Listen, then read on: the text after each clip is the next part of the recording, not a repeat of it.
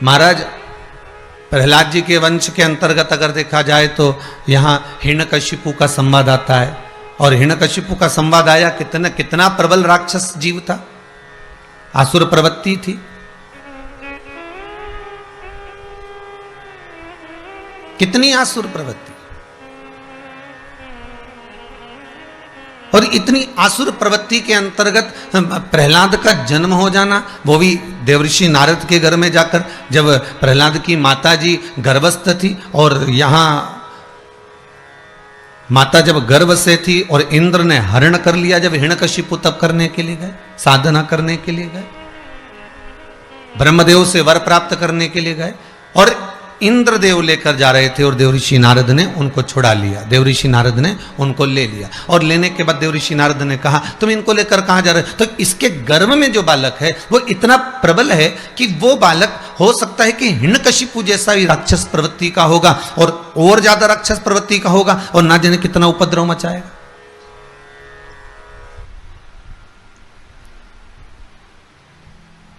फिर ना जाने वो कितना उपद्रव कर दे, इसलिए इसको गर्भ में ही शांत कर दिया जाए, इसको गर्भ में ही मिटा दिया जाए। अब जरा विचार करिएगा, बहुत ध्यान दीजिए कथा की ओर। शिव महापुराण, आज श्रावण के महीने की शिवरात्रि है, बहुत ध्यान दीजिएगा महाराज।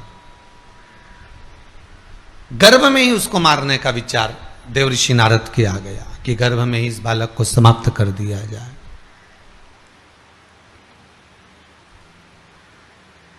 गर्भ में इस बालक को मार दिया जाए, और यदि वो गर्भ में मर गया, शांत हो गया, गर्भ में समाप्त हो गया, तो फिर जन्म ही ना लेगा, और जन्म जब नहीं लेगा तो फिर राक्षस उत्पन्न ही नहीं होगा, फिर राक्षस प्रवृत्ति फिर रही कहां? उसको क्यों ना हम गर्भ में मार दें। अब जैसा इंद्र हिरण्यकशिपु के पुत्र को मारने का प्लान बनाए, विचार करा, जरा विचार करिए, जब आप गर्भ में होगे माता के, जब आप माता के गर्भ में विराजमान होगे, तो भगवान अगर चाहता तो तुम्हें गर्भ में ही नष्ट नहीं कर देता।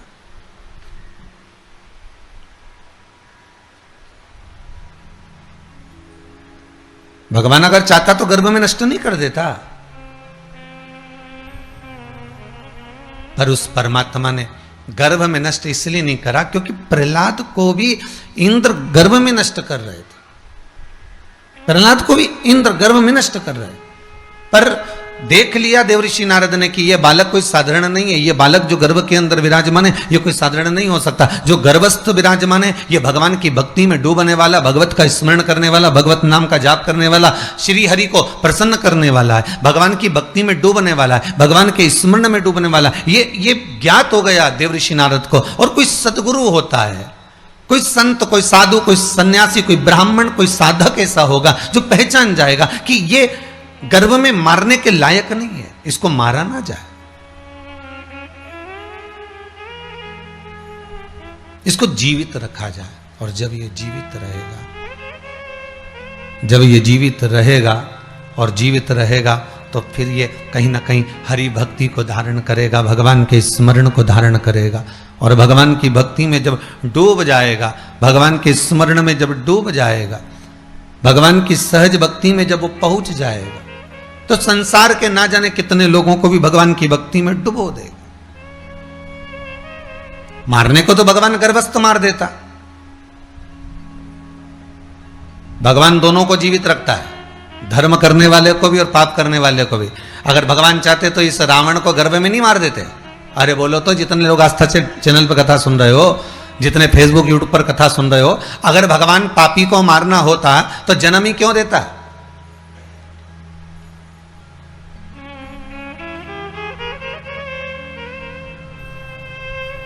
अगर लंकाधिपति रावण को भगवान को मालूम है कि ये राक्षस है, भगवान को मालूम है ये उपद्रवी निकलेगा, तो फिर इसको जन्म क्यों दिया? उसको गर्भ में नहीं मार देते।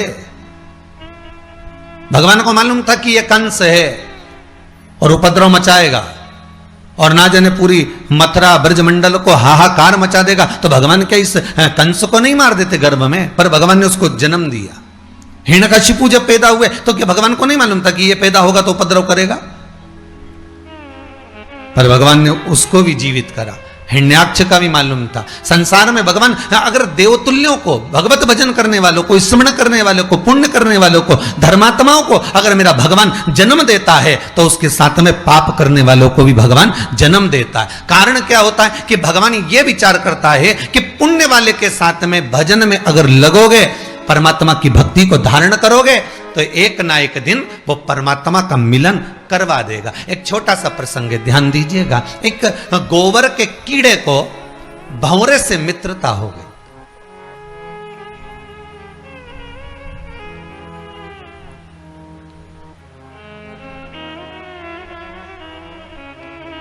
अब वो गोबर में रहने वाला कीड़ा और मित्रता किससे कराए? भंवरे से। अब गोबर में रहने वाले कीड़े की मित्रता भंवरे से हो गई। अब भंवरे से हो गई तो दोनों में बड़ी बड़ी गहरी मित्रता हो गई, बड़ी प्रसन्नता हो गई, बड़ी मित्रता। एक दिन भंवरा बोला गोबर के कीड़े से, अरे भाई, हाँ मित्र बोल, क्या बात है?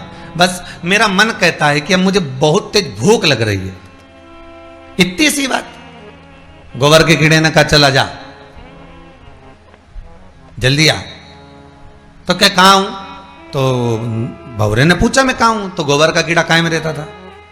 अरे जम के तो बोलो, गोबर के अंदर।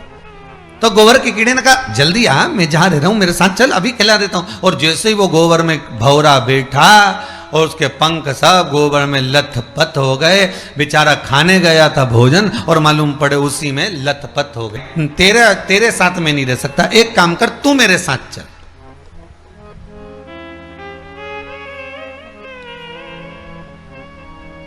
तू मेरे साथ चल। कहाँ चलूं मैं?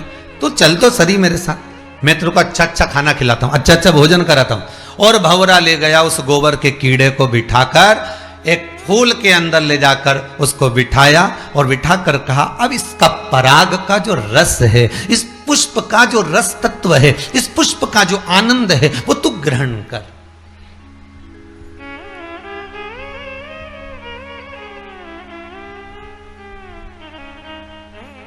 और इस पुष्प का जब रस तत्व तू ग्रहण करेगा, उसमें जो खाने में आनंद आएगा, जो पाने में आनंद आएगा, जो तुझे सुख मिलेगा, वो सुख कहीं नहीं मिलेगा। अब वो जो गोबर का कीड़ा था वो फूल के अंदर बैठ गया। अब तो पहली बार तो इतनी जोरदार पार्टी मिली है। अब अभी तक तो इतनी जोरदार पार्टी मिली नहीं थी, और अब जो पार्टी मिल रही है, इतना जोरदार जो भोजन मिल रहा है, तो उसमें तो सुख का अनुभव हो गया।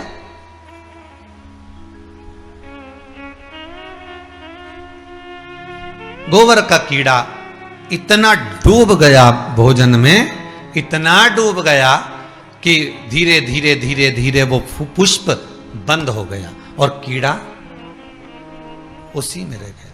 भंवरा चले गया, भंवरा चले गया, कीड़ा उसमें डूब गया।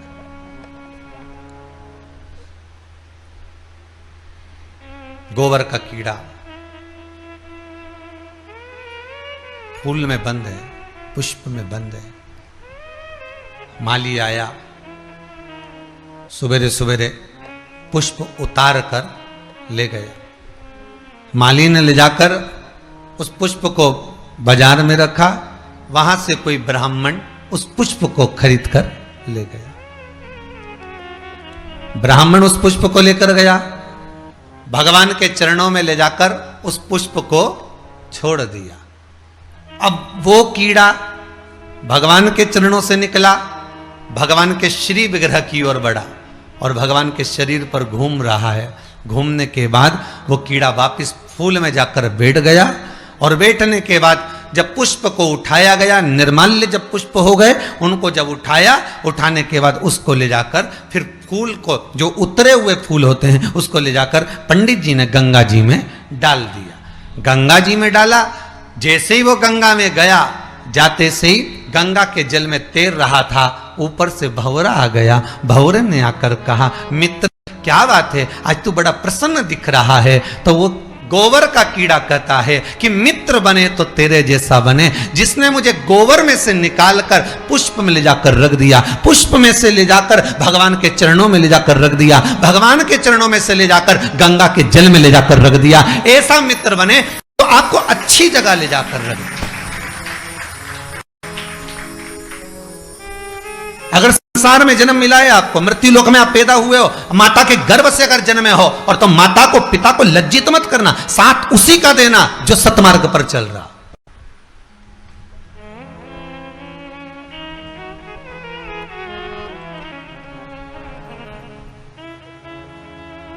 नेक पथ पर चलकर, कहीं धर्म, कहीं शास्त्र, कहीं वेद पुराण पर कहीं उंगली ना उठाए, वो पहचान में आ जाता है कि ये कहां का कीड़ा, उसको उठाया और उठाकर ले जाकर रख दिया गंगा के जल में। वो कह रहा है मित्रता हो तो ऐसी हो कि जो अपने मित्र को गोबर में से निकालकर अच्छी जगह पर गंगा के जल में ले जाकर बिठा दे, वो मित्र होना चाहिए, वो परिवार होना चाहिए, वो कुटुंब होना चाहिए, वो कबीला होना चाहिए, वो सखा होना चाहिए, वो सहपाठी होना चाहिए, वो संगी होना चाहिए।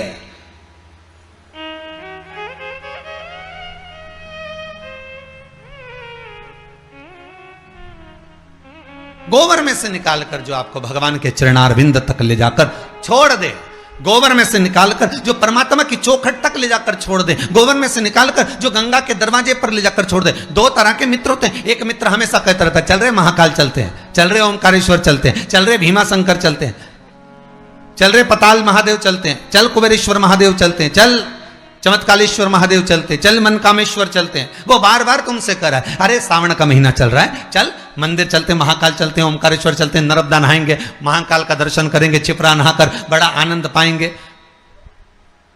गढ़कालिका का दर्शन करेंगे, भैरू का दर्शन करेंगे, सुंदरमा हरसिद्धि का दर्शन करेंगे। एक मित्र कह रहा है चल वहां चल, बार बार कह रहा है, और दूसरा मित्र कह रहा है अरे चल तो सरी उज्जैन चलेंगे, तुम्हारा जोरदार खूब भांग घुटती है तो भांग पीकर आ जाएंगे। अब एक जा रहा है काय के लिए, चमके बोलिए जरा, दर्शन के लिए, दूसरा उसी उज्जैन में जा रहा है, उसी महाकाल की नगरी में जा रहा है, पर उसके विचार अलग हैं, उसकी सोच अलग है, उसकी बुद्धि, उसका विवेक अलग है। एक कह रहा है चल दर्शन करने ओमकारेश्वर, दूसरा कह रहा है रहने दे, अभी देखते हैं अगले सोमवार तक चलेंगे, अगला सोमवार है, फिर अभी बहुत सारा काम पड़ा है, अभी तो लॉकडाउन हटा बड़ी मुश्किल से, तो व्यापार चला है, अगले सोमवार चलेंगे। सावन पूरा निकल गया और श्रावण पूरा निकला, अब विचार आया कि एक काम करते हैं, अब अभी नहीं जा रहा, फिर बाद में देखा जाएगा, बाद में देखेंगे, विचार करा, फिर बाद में चलने का विचार। अब तुमने दर्शन के लिए भाव रखा और भोजन के लिए भाव होता तो आज की जगह कल भोजन करूंगा, पत्नी से कह दो, पत्नी से कहना अगले सोमवार भोजन करूंगा, फिर अगले सोमवार के अगले सोमवार करूंगा। भोजन के लिए तो 1 मिनट की देरी नहीं होती, व्यसन के लिए 1 मिनट की देरी नहीं होती, श्रृंगार के लिए 1 मिनट की देरी नहीं होती। केवल अगर होता है तो परमात्मा के दर्शन में, परमात्मा को पाने में, परमात्मा के हाजिरी में, परमात्मा को प्राप्त करने में हम देरी कर देते हैं। परमात्मा मित्र ऐसा बनाओ, सखा ऐसा बनाओ, दोस्त ऐसा बनाओ, सहपाठी ऐसा बनाओ, परिवार ऐसा बनाओ जिस परिवार के अंतर्गत परमात्मा को भी लगे कि मैं इसको जन्म दूंगा, तो जन्म देने के बाद ये भगवान की भक्ति में लग जाएगा। भगवान को मालूम है तुम्हारे जन्म के बाद तुम्हें क्या करना। एक चोर पानी बहुत तेज आ रहा था, संत की कुटिया में आ गए। संत की कुटिया में जैसे चोर आए, आते सी चोर ने संत की कुटिया में आते सी संत ने पूछ लिया कौन हो तुम, कौन हो? चोर ने कहा मैं चोर हूं, मेरे पास चोरी का सामान है। संत ने कहा चलो बाहर निकलो, हमारे आश्रम में रहोगे, चोरी कर आ रहे हो, चोरी का सामान लेकर आ रहे हो, चलो निकलो यहां से बाहर। और संत ने उसको धक्का देकर बाहर निकाला।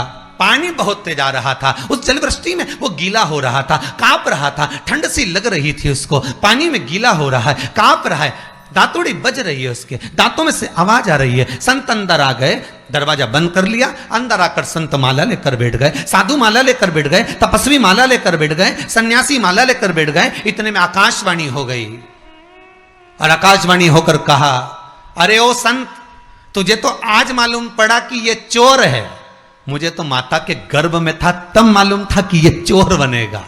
मैंने फिर भी जन्म दिया और माता के गर्भ से उसको प्रविष्ट करा, तो तू अपनी कुटिया से क्यों बाहर निकाल रहा है? मुझे तो पहले से मालूम है, माता के गर्भ से बच्चे की जब नाल कटती है, बच्चा जब जन्म लेता है, माता के गर्भ से जब बालक जन्म लेता है, बालिका जब जन्म लेती है, माता के गर्भ से जब बच्चा जन्म लेता है, नाल कटते से उसका भाग्य लिख दिया जाता है कि ये क्या बनेगा, क्या करेगा, मृत्यु लोक में जाकर कितना इसको भजन करना है, कितना दान करना है, कितना पुण्य करना है, कितना सत्कर्म करना है, कितना नाम जाप करना है, कितना मंत्र जाप करना है, कितनी निंदा करना है, कितनी चुगली करना है, कितनी बुराई करना है, उसके लेख पर लिख दिया जाता है कि इसको इस समय पर इतनी बुराई करना ही पड़ेगी, इसको इस समय पर इतना भजन करना ही पड़ेगा।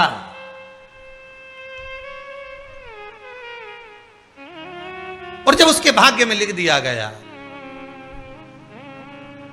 उसके भाग्य में जब लिखा गया, तो फिर उसको वो करना ही है, चाहे तुम कितना ही 7 ताले में बंद कर दो तो भी वो करेगा, तो भी करेगा।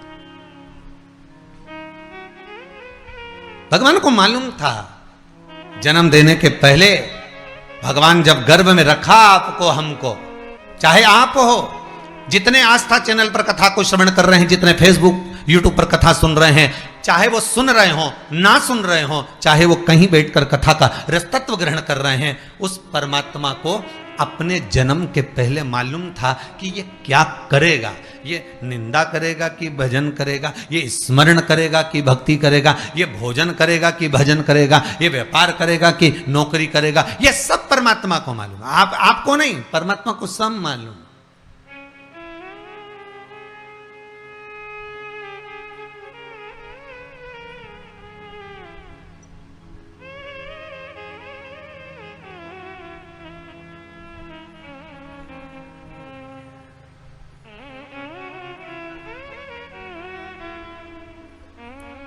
यशोदा जी की गोद में भगवान कृष्ण को जब देखा गया, यशोदा जी की गोद में जब लाला को देखा गया, महाकाल राजा ने, मेरे भगवान भूत अधिपति भूतेश्वर मेरे शिव ने कहा कि इसके मस्तक पर काल मंडरा रहा है, इसके मस्तक पर काल मंडरा रहा है, ये कह दिया।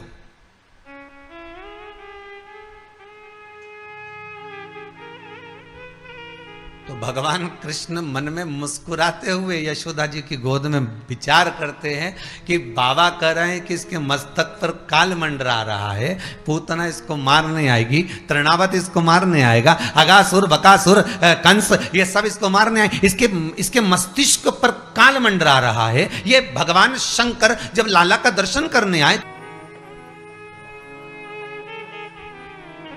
तो बिगाड़े क्या,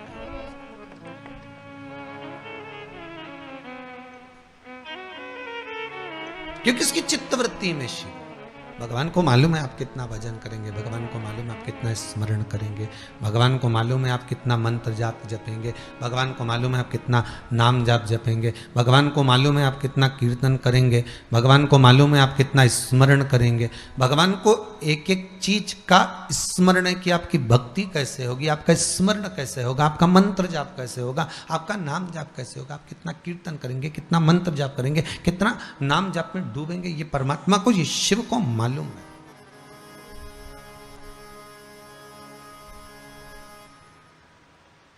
भगवान को ये ज्ञात है, पर हम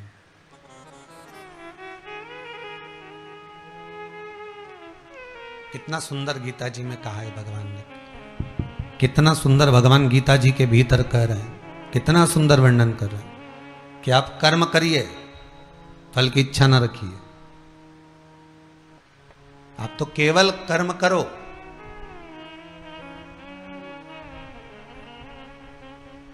और जितना कर सकते हो करे जाओ।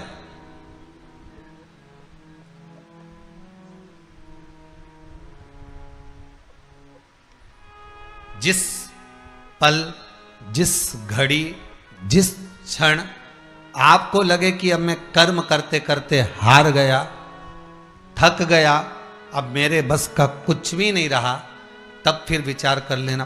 पर कर्म से पीछे मत हटना, कर्म तो करना पड़ेगा। पूर्व के कर्म को काटने के लिए मृत्यु लोक में आकर हमें कर्म करना ही है।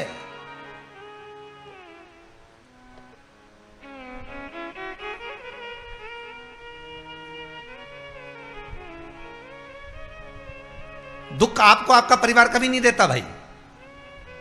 ना आपकी माता आपको दुख देगी, ना आपके पिता आपको दुख देंगे, ना आपका भाई आपको दुख देगा, ना आपकी धर्म पत्नी आपको दुख देगी, ना पति दुख देगा, ना बच्चे दुख देंगे, ना कुटुंब दुख देगा, ना बहू दुख देगी, ना पोता पोती दुख देंगे। आप में से कितने लोग हैं जो टीवी पर कथा सुन रहे हैं और उनका परिवार उनको दुख दे रहा है? कितने लोग हैं ऐसे?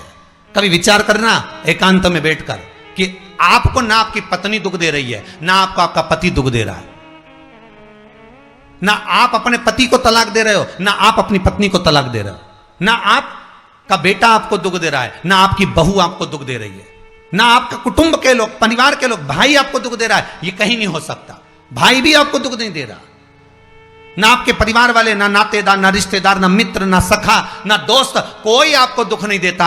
ये शिव महापुराण की कथा कहती है हमको लगता है कि हमारे परिवार वाले दुख दे रहे हैं, हमको लगता है हमारी बहू हमें दुख दे रही है, हमें लगता है हमारी सास हमें दुख दे रही है, हमें लगता है हमारा पति हमको दुख दे रहा है, हमें लगता है हमारे कुटुंब वाले हमको दुख दे रहे हैं। पर शिव महापुराण की विद्येश्वर संहिता कहती है ये कोई आपको दुख नहीं देते, दुख आपका पूर्व का कर्म आपको देता है। ये जितने भी मिले हैं ना आपको, रिश्तेदार, नातेदार, कुटुंब, भाई, बंधु, सखा, पत्नी, पति, पोता, पोती, ये जितने लुटेरे मिले हैं, ये जितने अपशब्द कहने वाले मिले हैं, ये जितना ताने देने वाले मिले हैं, ये जितना गाली देने वाले मिले हैं, ये जितना उंगली उठाने वाले मिले हैं, ये कोई दूसरे नहीं, तुम्हारे पूर्व कर्म के कोई ना कोई पुराने ही होंगे जो तुम्हारे साथ जुड़कर तुम्हारे टांग खींचने के लिए सामने खड़े हुए हैं। ये कोई तुम्हारे होंगे।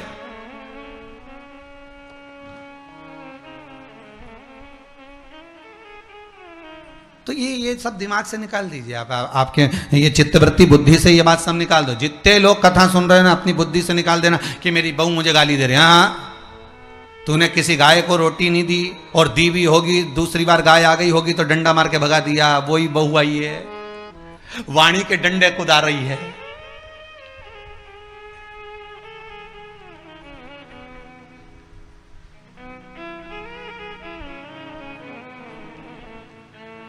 कोई बेटा अगर नहीं सेवा कर रहा, कोई बेटा नहीं पूछ रहा, समझ लेना पूर्व में हमारे बुजुर्ग, कोई दादाजी होगा, कोई दादी जी होगी, कोई ससुर जी होगा, कोई जेठ जी होगा, हो सकता है किसी की हमने सेवा नहीं करी हो और वही बेटा बनकर आया, आज हमारी सेवा नहीं कर रहा। लगता है कि ये अपने ऐसे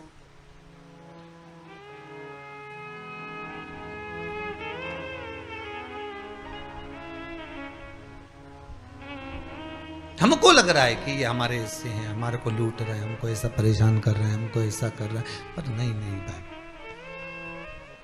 शिव महापुराण की कथा कहती है कोई हमको कष्ट नहीं देता। एक बार पहले भी कथा में कहा, आज फिर कह रहे हैं आपको महाराज, फिर कह रहे हैं, आज फिर कह रहे हैं।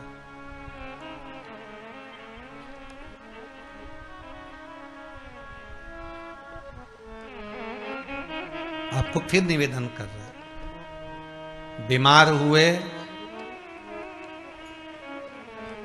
देवास में, बीमार हुए भोपाल में, बीमार हुए सीहोर में, बीमार हुए कहीं, डॉक्टर को दिखाने जा रहे हैं इंदौर, डॉक्टर को दिखाने जा रहे हैं भोपाल, डॉक्टर को दिखाने जा रहे हैं देवास, मुंबई, पुणे, जहाँ तहाँ हम डॉक्टर को दिखाने के लिए जा रहे हैं। वहाँ हॉस्पिटल में हमने सुई लगवाई, इंजेक्शन लगवाया, वहीं से कहीं कुछ चीरा फाड़ी कर दी, ऑपरेशन कर दिया।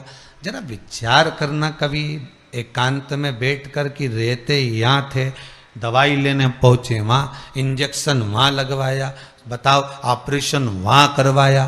तो इतने सारे हॉस्पिटल, कहीं ना किसी ने कहा सूरत भी जा सकते हो, किसी ने कहा अहमदाबाद चले जाओ, किसी ने कहा वहाँ चले जाओ, कोई कहे पुणे चले जाओ, कोई कहे मुंबई चले जाओ, कोई कहे इंदौर चले जाओ, कोई कहे भोपाल चले जाओ, पर रहने वाला कहाँ का और जाकर ऑपरेशन करवा रहा है कहाँ पर?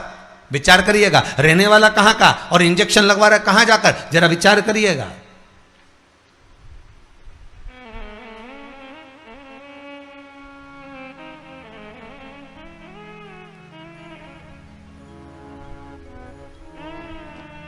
और कितने डॉक्टर, ऑपरेशन करने वाला कोई विशेष, कितनी डॉक्टर सिस्टर, इंजेक्शन लगाने वाली कोई, लगाने वाली कोई विशेष वहां बैठी है। उसको तुम नहीं पहचानते, वो आपको नहीं पहचानते। अभी अभी कोरोना का टीका लगवाया होगा, वैक्सीन लगवाई होगी, इंजेक्शन लगवाया होगा, कोरोना महामारी का लगवाया सबने। अब लगवाया तो उसमें आपके मन में विचार तो आएगा, ना तो हम इस सिस्टर को पहचानते, ना हम इस डॉक्टर को पहचानते, गए और सुई लगवा के आ गए, पर उसने हमको कष्ट तो दिया, भले वो थोड़ा सा चुभाया पर कष्ट तो मिला। पर विचार करा कि ये क्यों मिली, कारण क्या था, इसी ने क्यों चुभाया। हो सकता है पूर्व में तुमने भी इसको कोई कष्ट दिया होगा, हिसाब बराबर करने के लिए यहां लाके छोड़ दिया। वो दुनिया के लोगों ने कहा है ना कि ये कोरोना महामारी को उपजने वाला, वो चीन के ऊपर लोगों ने कहा कि उन्होंने इस कोरोना महामारी को प्रकट कर, अब उनने तो कर दिया, उनने तो संसार में विनाश का कारण बना दिया, पर फिर प्रकृति ने क्या करा। आज की स्थिति में प्रकृति क्या कर रही है, फिर वो भी अंदाजा लगा, कहीं मालूम पड़े मिट्टी हवा में उड़ रही है, ऐसी उड़ रही है गीली कि सब गाड़ी ने बंगला सबके धो दिया उसने। फिर बचा कुचा था, पानी की बाढ़ आ गई। अगर हम दूसरे को कष्ट दे रहे हैं, हम दूसरे पर उंगली उठा रहे हैं, हमने एक उंगली अगर किसी पर उठा दी, हमने उंगली उठाकर कह दिया वो ऐसा है, उसने ऐसा करा, उसने वैसा करा, हमने एक उंगली उठा दी, भले तुम विद्वान हो, भले तुम्हारे में विद्वत्ता है, पर हम किसी पर अगर एक उंगली उठा रहे हैं तो ये 3 उंगलियां हमारे भीतर जा रही है कि अपने अंदर झांक कर देखो कि आप कैसे हो, अपने भीतर झांक कर देखिए कि आप में क्या तत्वता है। जो हम दूसरे में कुछ खोट देख रहे हैं तो हम में कितना खोट भरा होगा, हम में कितना कपट भरा होगा, तभी तो सामने वाला कपटी नजर आ रहा है। जैसा चश्मा लगाओगे सामने वाला व्यक्ति वैसा ही तो दिखेगा। लाल कलर का लगाओगे तो लाल दिखेगा, काला लगाओगे तो काला दिखेगा, पीला लगाओगे तो पीला दिखेगा। नेत्रों में जो काम, अगर अहंकार है तो अहंकारी दिखेगा, लोभ है तो लोभी दिखेगा, वासनावान है तो वासनावान दिखेगा, तृष्णावान है तृष्णावान दिखेगा, चोर है चोर दिखेगा, कपटी है कपटी दिखेगा, बेईमान है बेईमान दिखेगा, अज्ञानी है अज्ञानी दिखेगा। आपकी दृष्टि जैसी होगी सामने वाली की सृष्टि वैसी ही नजर आएगी, सामने वाला व्यक्ति आपको वैसा ही दिखेगा। आपका चित्त अच्छा है, आपका मन अच्छा है, आपके दिल अच्छा है, आपके भाव अच्छे हैं, सामने वाला भी वैसा ही नजर आएगा। भगवान कृष्ण ने भेजा था दुर्योधन को अच्छा ढूंढने के लिए, एक अच्छा नहीं मिला। युधिष्ठिर को भेजा था पूरी पृथ्वी पर से कोई बुरा व्यक्ति ढूंढ कर लाओ, युधिष्ठिर को बुरा नहीं मिला, क्योंकि उसकी युधिष्ठिर की बुद्धि में, चित्त में ये भरा था, उनकी वृत्ति में ये भरा हुआ था कि बुरा कोई है ही नहीं, संसार में कुछ ना कुछ अच्छाई दिखी जाएगी। बुरा जो देखन में चला बुरा न मिलिया कोई। हम देख रहे हैं, हम चित्तवृत्ति से, हम विचार।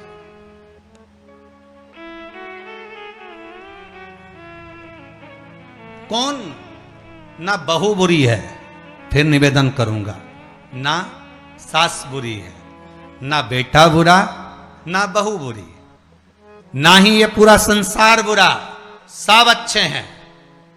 फिर बुरा क्या, अपना कर्म जो हम कर कर आए हैं उस कर्म का भोग संसार में आकर भोगना पड़ेगा।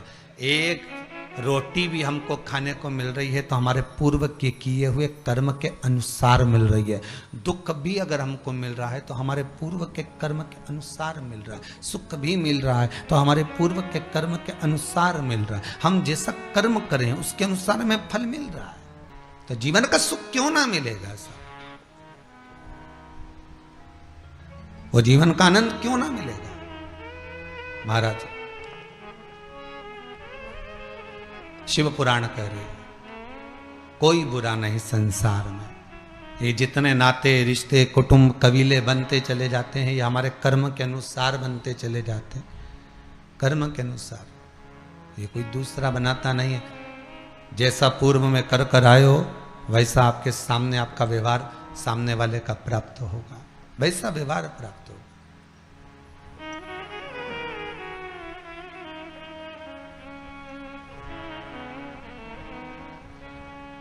शिव पुराण कह रही है, शंकर की कथा कह रही है, शंकर का अनुमोदन कर रहा है। महाराज अच्छी संगत में बैठोगे, अच्छी संगत में अगर विराजमान होगे तो सुख अपने आप मिलेगा। माता के गर्भ से अगर आपका जन्म हुआ है तो कुछ अच्छा करने के लिए ही हुआ है। अगर आप बैठकर आस्था चैनल के सामने शिव महापुराण की कथा सुन रहे हो तो अपने आप को गौरवान्वित महसूस करना। थोड़ा न थोड़ा परमात्मा की कृपा, पूर्वजों का आशीर्वाद आपको ऊपर हुआ है, इसलिए आप शंकर की कथा को सुन रहे हो, शिव का भजन कर रहे हो, श्रावण के महीने में आज शिवरात्रि के दिन शंकर का अनुमोदन कर रहे हो।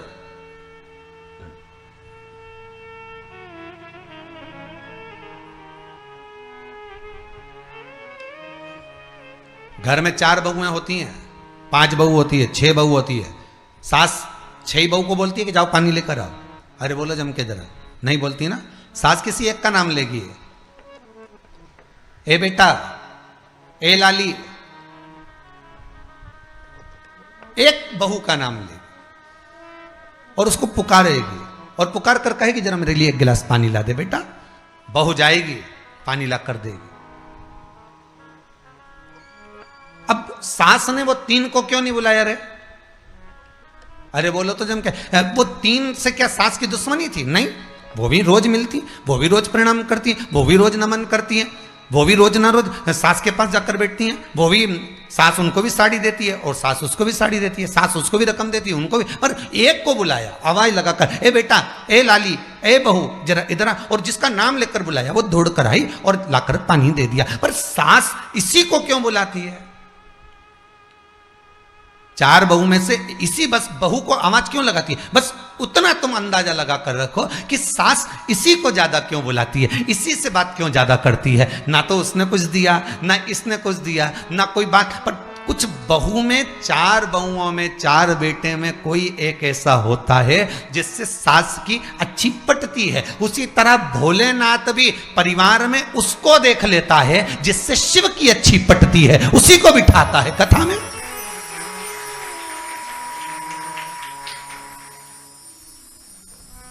उसी को तो कथा में बिठाएगा शंकर, उसी को तो आस्था चैनल के सामने कथा श्रवण कराएगा। ऑनलाइन कथा सुनवा रहा है, मंदिर लेकर जा रहा है, देवालय लेकर जा रहा है, पूजन करवा रहा है, अर्चना करवा रहा है, नाम जाप करवा रहा है, नाम कीर्तन करवा। क्यों? किसी एक को शंकर ने पकड़ लिया तुम्हारे परिवार में से, बहू को, बेटी को, माता को, पिता को। कई बार पुरुष लोग भी शिव पुराण की भक्ति में डूबे रहते हैं, मोबाइल में देखते हैं, कहीं दुकान पर जाकर देखते हैं। कई माताएं ऐसी होती हैं जिनका मन नहीं लगता कथा में, वो जाकर सो जाती हैं। और कई बहुएं ऐसी होती हैं, माताएं ऐसी होती हैं कि वो भक्ति में लगी रहती है, पुरुष नहीं लग पाता। और किसी एक को भगवान शंकर ने पकड़ कर रखा है कि ये मेरा जीव है, ये मेरा अपना है, और ये मेरा अपना है इसलिए मेरी भक्ति में ये लगेगा तो ना जाने कितनी पीढ़ी को एक बार में तार देगा। भगवान जन्म ऐसा देता है कि ये भक्ति में लगे और 71 पीढ़ी को तार दे, 7 पीढ़ियों को तार दे। भगवान शिव भी वही करता है, अपनी भक्ति में उसको डुबो कर रखता है जो भक्ति में कई पीढ़ियों को पार लगा सके। प्रहलाद गर्भ में, प्रहलाद के कितने भाई थे? सब प्रहलाद जैसे निकले क्या? नहीं, पर भगवान ने कहा इसको जीवित रखो क्योंकि ये भक्ति करेगा, ये भजन करेगा, ये स्मरण करेगा, ये मंत्र जाप करेगा, ये नाम जाप करेगा, और भगवान की भक्ति में डूबेगा तो ये भगवान को प्रकट भी कर लेगा। उसी तरह आप भी भगवान की भक्ति में डूबे हुए हो। आपके जन्म का कारण केवल एक है। आज तक संसार वालों को ये नहीं मालूम कि हम पैदा ही क्यों हुए। केवल बुराई करने के लिए, केवल निंदा करने के लिए, केवल चुगली करने के लिए, केवल कपट करने के लिए, कभी केवल बेईमानी करने के लिए, केवल धन कमाने के लिए, केवल भोग भोगने के लिए। हमारे पैदा होने का कारण क्या है? पैदा होने का केवल एक कारण है कि संसार में अगर जन्म लिया है तो भगवान का भजन करना, मृत्यु लोक में अगर आए हो तो नाम जाप करना।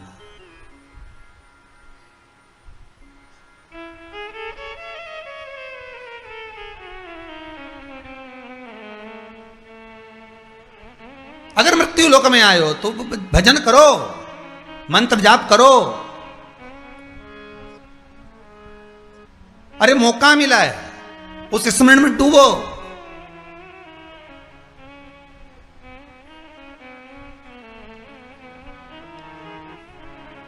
और कितनी भगवान कृपा करेगा, जरा विचार करिए।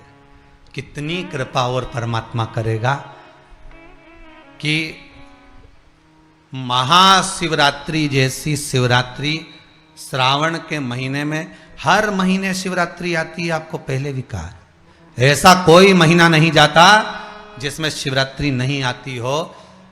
इस शिव महापुराण में गीता प्रेस गोरखपुर की अगर शिव पुराण तुम्हारे पास में हो तो उसको पढ़ना, उसमें शिवरात्रि का महत्व दिया गया है, शिवरात्रि का उद्यापन दिया गया है। शिवरात्रि हर महीने आती है, प्रत्येक महीने में हर महीने शिवरात्रि आती है, पर कुछ शिवरात्रि का महत्व स्कंद पुराण में भी कहा गया है।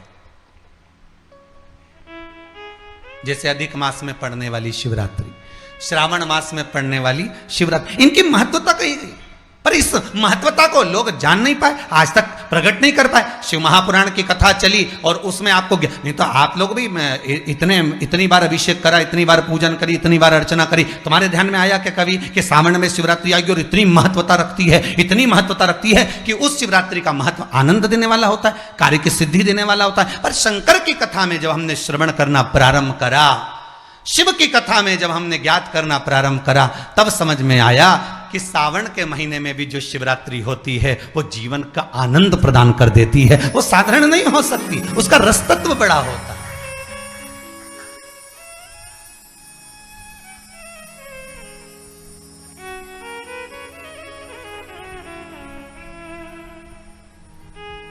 एक विपिन जोशी रऊ से है, नाम है उनका विपिन जोशी, रऊ के हैं।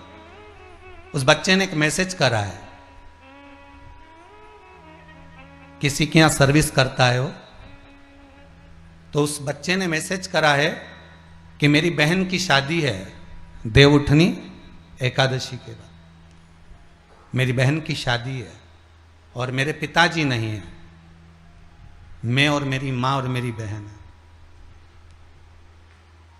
मेरी माँ दूसरे के यहाँ खाना बनाने जाती है, कभी हम लोग टिफिन भी दे देते हैं, पर अभी लॉकडाउन में ना टिफिन चल रहे हैं ना भोजन चल रहा। बड़े दुखी थे हम, बहन की शादी सिर पर है, पैसे की व्यवस्था नहीं, किराए के मकान में हम रहते हैं। मैंने उस बालक को, हमने आशीष जी से कहा है कि उसको कहना कि तुम्हारा फोटो भी जरूर डालना, तुम्हारी क्लिपिंग भी जरूर डालना। वो लिख कर भेजा है कि ये शिवरात्रि जो सावन के महीने में आई है, मेरी माँ ने मुझसे कहा कि तू एक काम कर, मिट्टी के पैकेट बना ले, सफ़ेद मिट्टी, पीली मिट्टी, लाल मिट्टी, काली मिट्टी, और थोड़ा थोड़ा कमल गट्टा, थोड़ी काली मिर्ची रखकर उसका पैकेट बना ले। मैं धन्यवाद लिखकर भेजता हूँ कि मेरी बहन की शादी की व्यवस्था शंकर ने आज ही कर दी है। ये फिर प्रभु की कृपा। मैं इंतजार कर रहा हूँ कि कैसे व्यवस्था होगी, शिव करने वाला है। मेरी माँ का इस शिव महापुराण के प्रति जो विश्वास है वो जागृत हो गया। आज पूरे विश्व में, पूरे भारत की भूमि ही नहीं, देश ही नहीं, विदेश में भी आज की शिवरात्रि की धूम मची हुई है। हर साल सावन आया, पहले भी कितने सावन निकल गए, पर मालूम शिवपुराण शिवरात्रि आए सावन के महीने में आती भी तो निकल जाती, किसको मालूम, कौन बताए, किसको ज्ञात। और आज जो शिवरात्रि आई, पूरे विश्व में ऐसा लग रहा है कि जैसे दिवाली आ गई। पूजन की तैयारी ने लोग मिट्टी खरीदे, ने सामान खरीदे, ने गुलाब का फूल। अखबारों में आ गया कि 2 दिन में गुलाब के फूल की कीमत 4 गुनी हो गई।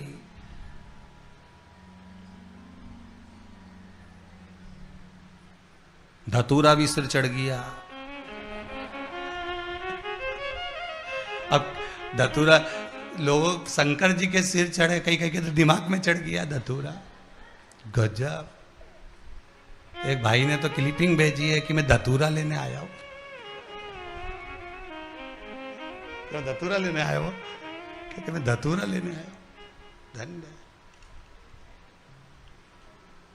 कितना उत्साह, बड़ी प्रसन्नता होती है। हिंदू धर्म में पैदा हुए हो, हिंदू के बेटे हो और हिंदू धर्म के अंदर पैदा हुए हो।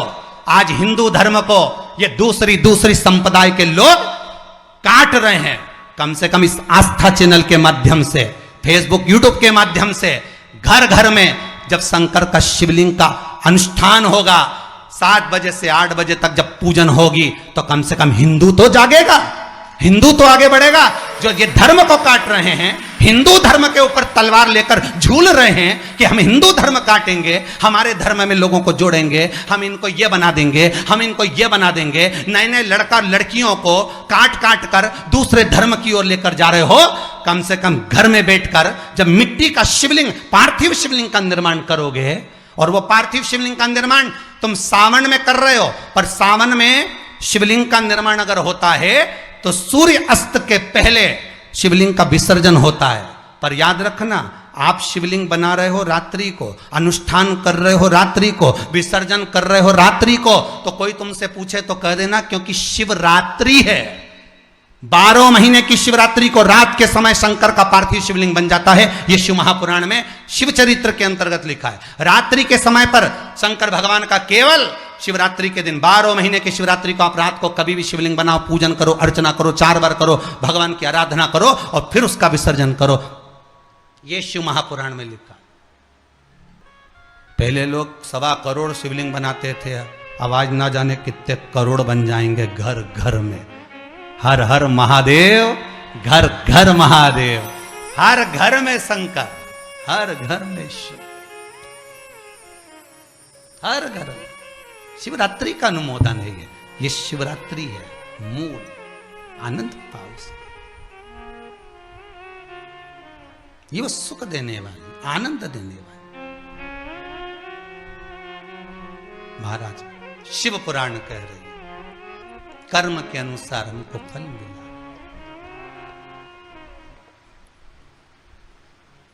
एक बार जब कद्रू और वीनता, नागों की माता कद्रू और वीनता, इन दोनों में शर्त लग गई।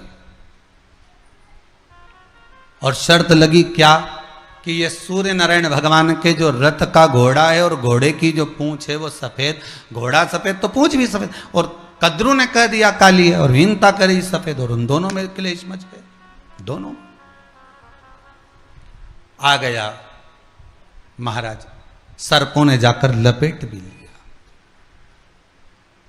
कितना सुंदर संवाद है महाराज जी, बहुत ध्यान दीजिएगा।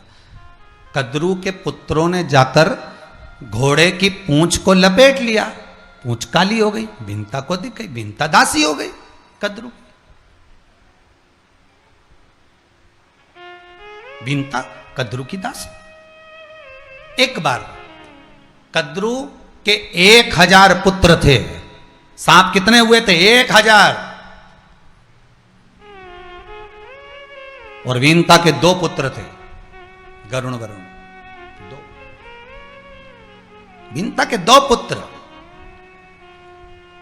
और ये कच्छप बाबा की जो 2 धर्म पत्नियां, ये बड़ी विचित्र भगवत स्मरण का फल तत्व जानने वाली थी, कोई साधारण नहीं थी महाराज। और दोनों से जो पुत्र हुए वो कोई साधारण नहीं है। एक भगवान विष्णु की सेवा में लगे हैं, इसके भी पुत्र, कद्रू के भी। एक शिव के गले में पड़े, कद्रू के भी पुत्र। और इधर वीनता के पुत्र गरुण और वरुण, ये भी दोनों भगवान की सेवा में लगे। गरुण भी भगवान की सेवा में, वरुण भी भगवान की सेवा में। दोनों के पुत्र कोई साधारण होंगे? शिव भक्ति है, भगवान का स्मरण है। पर शिव महापुराण की कथा एक बहुत सुंदर बात कहती है, ध्यान दीजिएगा इस संवाद पर, शिव महापुराण के इस चरित्र पर। कद्रू की कथा और वीनता की कथा पर अगर आप ध्यान देंगे तो कद्रू के गर्भ में जब बच्चे थे तब कद्रू के मन में वीनता के प्रति कपट था।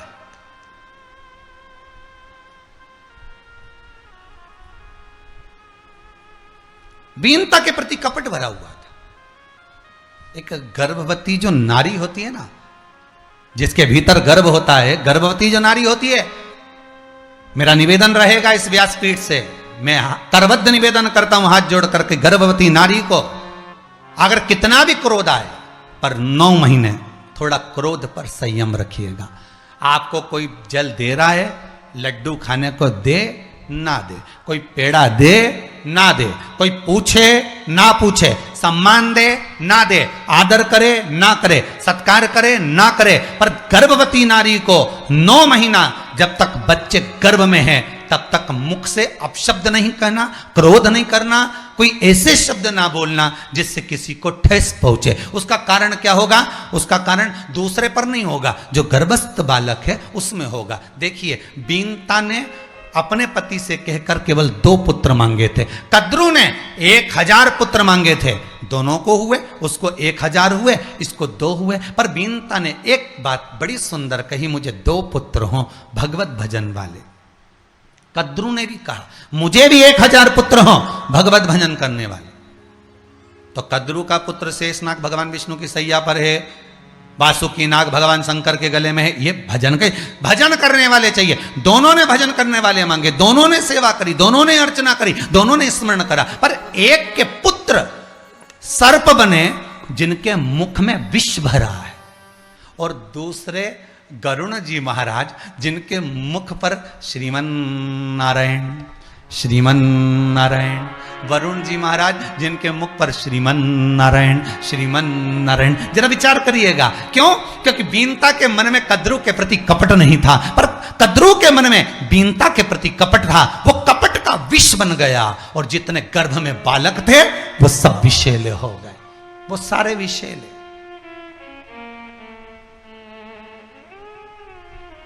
बच्चों में कपट नहीं होता, बच्चों में छल नहीं होता, बच्चों में बेईमानी नहीं होती, बच्चों में प्रपंच नहीं होता।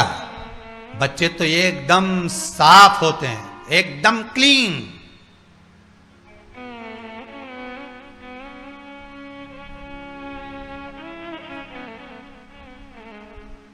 बच्चे एकदम साफ हैं, एकदम क्लीन।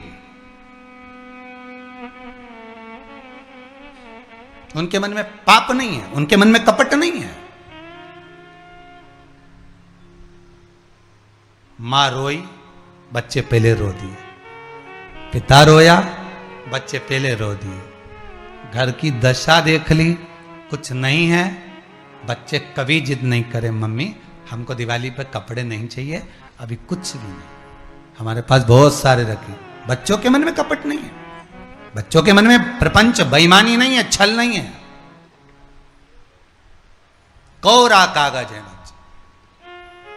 अब कई कई की माताएं कहती हैं कि हमारा बच्चा बहुत उद्यम करता है, ये इतना गदर करता है, ये ऐसा करता है, ये वैसा करता है। तो उसका कारण क्या है गुरुदेव? आप बोलते हो कि छल नहीं है, कपट नहीं है, बेईमानी नहीं, तो फिर आखिर कारण क्या है, ऐसा क्या है? तो ये किसी बात का नहीं है, ये माता के गर्भ में जब ये था ना, और ये माता जैसा सोचती थी ना, जैसा विचारती थी, जैसा बोलती थी, जैसा संबोधन करती थी, 50 बार टॉर्चर करती थी। तुम जा रहे हो बाजार से, मेरे लिए ये लिया ना, फोन उठा उठा के बार बार कह दे तुम ये लेके ही आना, फिर पूछे तुम कहाँ हो, तुम कहाँ हो, 25 बार फोन करे। तो औलाद भी ऐसी पैदा हुई, एक काम के लिए मना करो, दूसरा काम जरूर करे।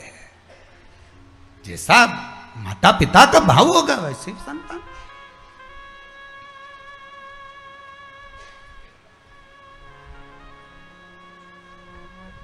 भाव वो होना चाहिए। गर्भस्थ नारी का भाव क्या होना चाहिए? गर्भ में अगर बच्चा है, गर्भस्थ संतान है, छल भरा, बेईमानी भरी, प्रपंच भरा, और ऊपर से दिखो कि साहब बड़े विचित्र, तो भगवान कैसे आएगा? ऊपर से तो भगवान कभी आता ही नहीं, ऊपर से उनको आता जो बुलाता। फिर नारियल लेके जाओ ना, अगरबत्ती लेके जाओ ना, आखा धाना लेके जाना, वहां पूछो कौन सा देवता आया, इन्हें तो क्या अभी वो वाली देवी जी आई है। अच्छा, फिर वो देवता कब आएगा? तो आधे घंटे बाद आएगा। एक एक व्यक्ति के 4-4, 6-6 देवता आ जाए कभी कभी, तो पता ही नहीं पड़े। थोड़ी देर में आए न पलट के दूसरा आ जाए, दूसरा गया तीसरा आ जाए, थोड़ी देर में। वो तो साथ वाले बताएं कि अभी इनको ये देवता था, फिर अब ये गई, अब ये वाली देवी आ गई। अच्छा, फिर देवी गई, फिर वो देवता। तो ये साथ वाले बताएं, उनके तो जनता के कहीं मालूम पड़ी कौन सा देवता। ये ऊपर का तो दिखे, पर भीतर परमात्मा कब आएगा? जब भीतर से साफ हो जाओ। तुम्हारे भीतर जब कपट ना हो, बेईमानी ना हो, प्रपंच ना हो, बैर भाव ना हो, अहंकार ना हो,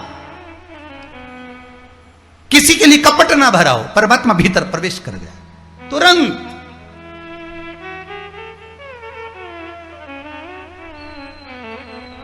बाहर से देवता आता है तो बाहर का शरीर हिलता है, और भीतर से देवता आता है तो मन हिलता है। और ये बाहर का शरीर हिलना जरूरी नहीं है, मन हिलना जरूरी है। आत्मा जब हिल जाए भगवान की भक्ति में, नैनों से अश्रु सूझे ना, न खाना भाए न पीना भाए, शंकर में मैं डूबी रहूं, शिव मुझ में डूबा। बहु आज बड़ी खुशी है, इस हृदय को सबसे ज्यादा प्रसन्नता है कि आज पूरा विश्व शिव में डूब गया। 7 बजे की तैयारी सुबह से चालू है, इंतजार हो रहा है 7 बजे वाली, 25 बार फोन लगा दिया, 6 बजे आ जाना, तैयार। हृदय उमंग से भरा हुआ, आनंद से भरा हुआ। ईमानदारी की बात कहें, कभी मौका मिले तो आपके घर में अगर शिव पुराण हो तो शिवरात्रि प्रसंग को अवश्य पढ़ना, सुनना, धारण करना। गीता प्रेस गोरखपुर की शिव महापुराण मंगाकर उसको पढ़ना, उसमें लिखा है शिवरात्रि के दिन शंकर के शिवलिंग का जब निर्माण किया जाता है, ग्रह में घर के अंदर जब पार्थिव शिवलिंग का निर्माण करते हैं तो उस मट्टी के एक एक कण में कोई दूसरा नहीं रहता, 33 कोटि देवता शंकर का अनुमोदन करने पधार जाते हैं। तुम्हारे घर में अभी तक मेहमान आए, तुम्हारे घर में अभी तक परिवार वाले आए, आज शिव तुम्हारे घर में प्रवेश कर रहा है। शंकर तुम्हारे घर में अकेला नहीं, 33 कोटि देवताओं को लेकर जा, 33 कोटि देवता। मन में कपट नहीं होगा तो भगवान, यहां बीनता के मन में कपट नहीं था, इसलिए वरुण और गरुण हुए।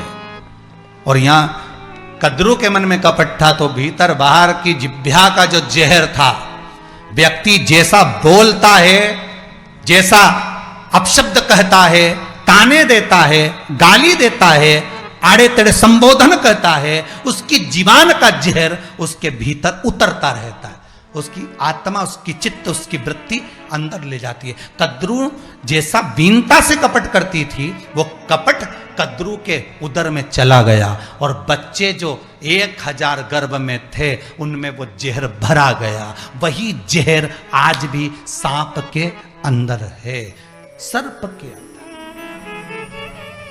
कद्रू ने एक जिह्वा से विष उगला था, विष उगला मतलब अपशब्द कहे थे। कद्रू की कितनी जिह्वा थी? अरे बोलो जम के, एक। बीनता की कितनी जिह्वा थी? एक। तुम्हारी कितनी जिह्वा? एक। हमारी कितनी जिह्वा? एक। एक जिह्वा से हम जब विष उगलते हैं, हम एक जिह्वा से जब आड़ा टेढ़ा कहते हैं, गलत संबोधन कहते हैं, फिर याद रखना पलट कर हमको 2 जिह्वा से मिलता है। इसलिए सांप की कितनी जिह्वा होती है? 2। पलट कर विष, जिस विष को तुमने उगला, जिस विष को तुमने दुनिया को दिया, जिस विष को तुमने अपशब्द कहे, वही पलट कर दुगना होकर मिला। हमारा शास्त्र कहता है, महाराज कितनी सुंदर बात कहता है, अगर हम एक अन्न का दाना किसी को देते हैं, कोई ब्राह्मण तुम्हारे यहाँ आया, कोई गुरु तुम्हारे यहाँ आया, कोई साधक तुम्हारे यहाँ आया, कोई उपासक तुम्हारे यहाँ आया, कोई बेटी तुम्हारे घर पर आई, कोई बहनें तुम्हारे घर पर आई और तुमने उसको एक साड़ी दे दी, ब्राह्मण को तुमने दक्षिणा दे दी, ब्राह्मण को तुमने तिलक कराकर भोजन करा दिया। एक अन्न का दाना भी हम संत को, ब्राह्मण को, साधु को, सन्यासी को, तपस्वी को, गौ माता को, बहन बेटी को अगर दे रहे हैं तो विष्णु पुराण कहती है उससे 1000 गुना ज्यादा तुमको प्राप्त हो जाता है। एक जिह्वा से दोगे, 2 जिह्वा से मिलता है। एक हाथ से दोगे, हाथ में बटोरा नहीं जाएगा, इतना परमात्मा दे देता है। जैसा दोगे वैसा बढ़कर तुम्हें ब्याज समेत मिलेगा। अब तुम अच्छा दे दो, अच्छा मिल जाएगा, बुरा दोगे, बुरा मिल जाएगा, ताने दोगे, ताने मिलेंगे, अपशब्द कहोगे, अपशब्द, अच्छा बोलोगे, अच्छा मिलेगा, राम कहोगे तो राम भी बढ़कर मिलेगा। बोलो सही है कि नहीं? आप किसी को बोल कर देखना, तुमने तो मुंह से कितनी बार बोला राम राम, कितनी बार हुआ? 2 बार। सामने वाले ने फिर बोला राम राम साहब, राम राम, तुम तो बहुत दिन से ही नहीं मिले, कितनी बार हो गया? 4 बार। पलट कर प्रेम से दिया है ना। सुबह सुबह मॉर्निंग वॉक करने जाओ और जरा बोल के देखना राम साहब, तो सामने लगा राम राम साहब। क्यों साहब? आने राजकरण मॉर्निंग वॉक करने के लिए पानी बहुत गिर रहा है, तो कभी कभी तो आ जाया करो, तो कम से कम तुमसे राम राम तो हो जाती है। कितना हो गया रे? अब अभी बोला राम राम, मॉर्निंग वॉक में तुम आ जाओ तो तुमसे राम राम तो हो जाती है। कितना हो गया? 4। अरे तो और भी तो राम राम करते होंगे। नहीं राम राम तो करे, पर तुमसे राम राम करने का आनंद दूसरा है साहब। कितना हो गया 6। अब बात चल रही दोनों की,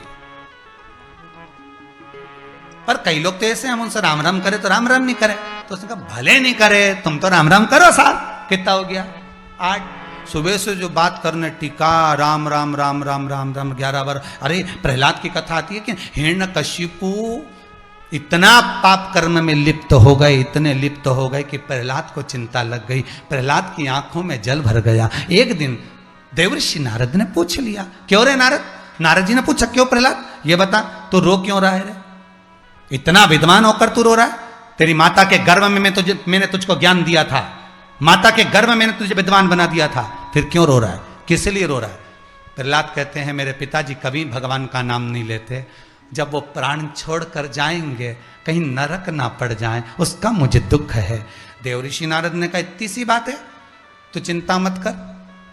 तेरे पिता के मुख से 21 बार तो राम राम किलवा लूंगा, नारायण नारायण किलवा लूंगा, तो चिंता मत कर। अभी देख तू, कुछ नहीं तो 11 बार तो किलवा ही लूंगा, 21 नहीं तो 11।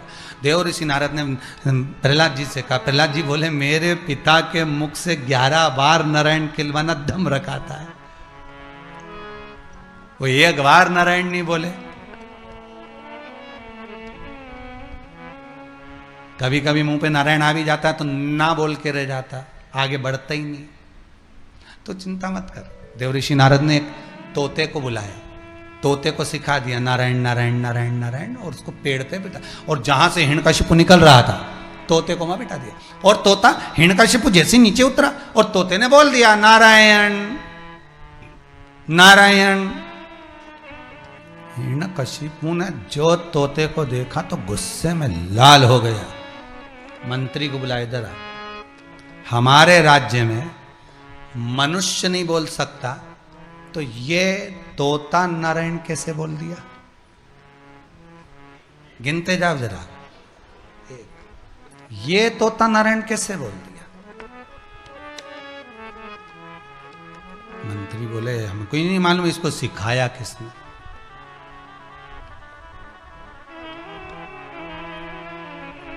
कल तक अगर इस तोते ने नारायण बोलना बंद नहीं करा तो तेरे प्राण हर लूंगा।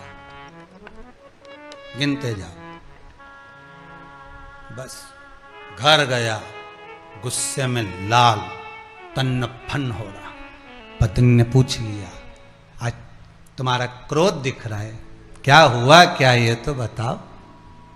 जिस नारी ने प्रहलाद को गर्भ में रखा होगा वो मां कैसी होगी, विचार करिएगा।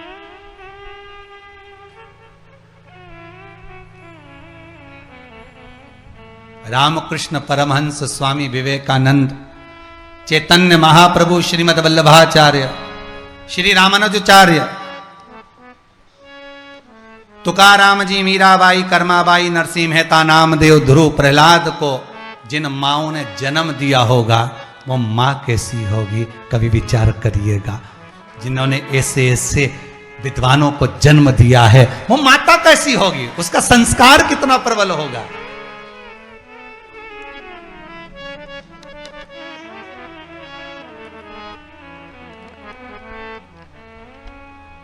ये माता को गौरवान्वित किया जाता है, ये माता को गौरवान्वित करने वाले शब्द। अब या 2 बार हो गया, पूछ लिया धर्मपत्नी ने तुम्हारा आज क्रोध बहुत दिख रहा है, इतने में तो गुस्से में तो आ ही रहा था, मेरे यहां का पक्षी और वो भी नारायण नारायण कर रहा है। तो पत्नी बोली तुम्हारे राज्य में और पक्षी? पति बोला यही तो समझ में नहीं आ रहा है कि आखिर इसको नारायण सिखाया किसने। चलो अच्छा जाने दो, फालतू की बात मत करो, तुम तो चलो भोजन करो, टेंशन मत लो, चलो भोजन करो। पत्नी ने भोजन कराया। अब हिरण्यकशिपु की पत्नी पंखा झेल रही। वो तो हिरण्यकशिपु की पुराने जमाने की माताएं थी जो पंखा झेलती थी, आज के जमाने में तो पत्नियां पति की बात नहीं झेले, तो पंखा झेलने की तो जान दो।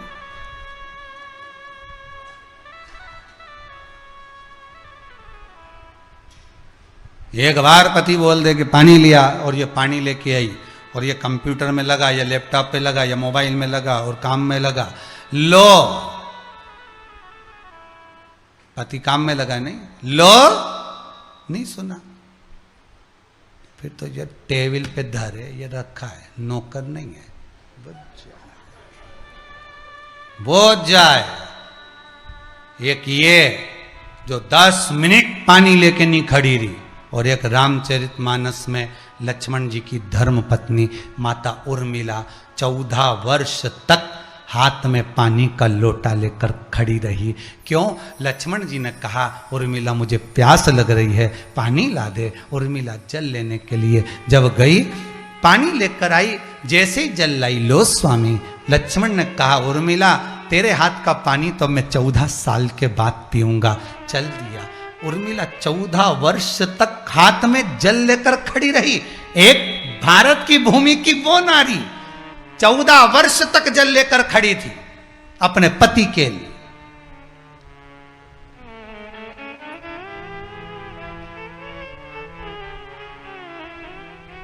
चौदह साल इंतजार करी। आज के जमाने में तो एक व्यक्ति को फोन लगा और फोन नहीं उठाए तो 2 मिनट का इंतजार नहीं हो। कितनी देर से लगा रही हूं, तू उठा ही नहीं रही है। फिर बेचारी के मन में भगवान तू तो फोन उठाने की बात करे, मारे ही उठा ले, इससे तो कई करूं इसके, बड़ी परेशान। 1 मिनट की देरी हो जाए, 1 मिनट नहीं चुके, 1 मिनट। और वो पर सेवा भी किस जगह, किस प्रभाव से, किस भाव से, कैसी होना चाहिए, वो सेवा का प्रकल्प। सेवा का मना नहीं, सेवा करने में कोई को तकलीफ है, कष्ट है, बीमारी है, रोग है, सेवा कर सकते हो। पर कोई अच्छा ही है, जोरदार खा पी के आराम से सो रहा है और पांव दबाव सोचे, ये सेवा का प्रकल्प नहीं हो सकता।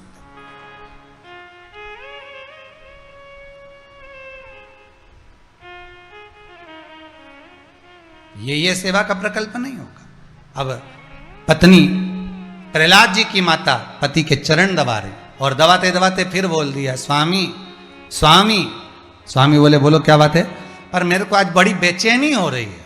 अच्छा क्या हो गया? अगर अब नारायण का नाम लिया तो तुझे छोड़ दूंगा। कितने हो गए? 9। पत्नी सो गई।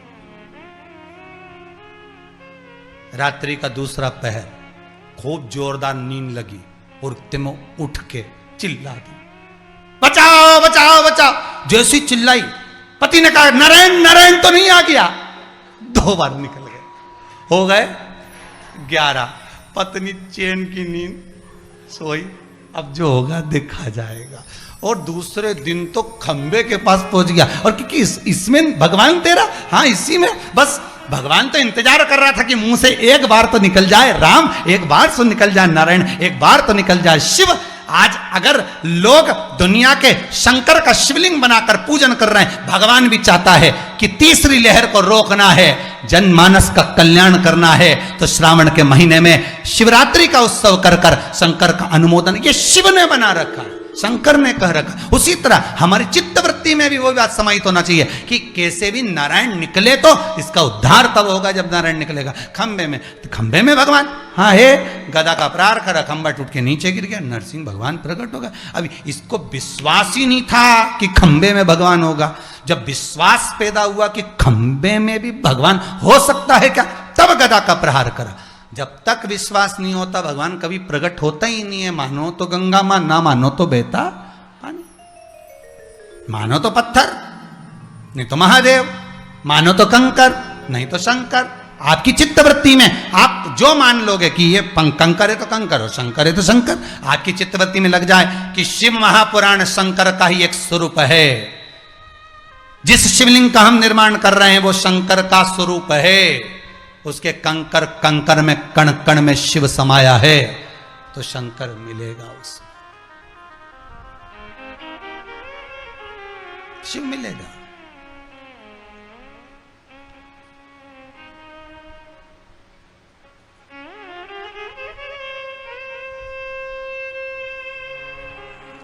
प्रकृति से निकला। परमात्मा को पाना सहज, बहुत सहज, पर विश्वास रखकर। भरोसा ही नहीं हो तो फिर कहां भगवान मिलेगा?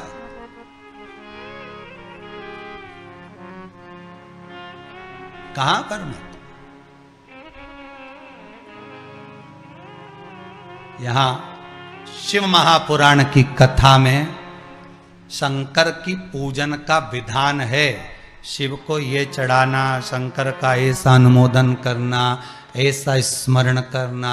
अब दुनिया की दृष्टि में लोगों को लगे कि ये कहीं टोना तो नहीं, ये टोटका तो नहीं। ना टोना ना टोटका, केवल शंकर का अनुमोदन, और जिसने करा उसको फल मिला। आज दुनिया के लोग कुबेरेश्वर धाम में अगर आकर कई लोग बोलते हैं कि ऐसा हुआ, वैसा फल मिला, ऐसा मिला, हमने पशुपति व्रत करा, हमने ये करा, हमने वो करा। ये करा क्या आपने? केवल पूजन, केवल अर्चना। आपने किसी का बुरा करा? व्रत कर कर आपने पूजन कर कर किसी का बुरा करा? नहीं। अगर आपके करने से किसी का बुरा हो रहा है तो वो टोना हो सकता है, वो टोटका हो सकता है। पर जिसमें आप अपने लिए कर रहे हो कि मैं शंकर को जल चढ़ाऊंगी, मैं शहद चढ़ाऊंगी, मैं शमी पत्र चढ़ाऊंगी, मैं ये चढ़ाऊंगी, और शंकर अगर प्रसन्न हो रहे हैं तो ये आपके लिए फल का आनंद सुख है। इसको दूसरे के लिए जो बुरा करा जाए वो टोना, वो टोना। स्वयं के लिए करो,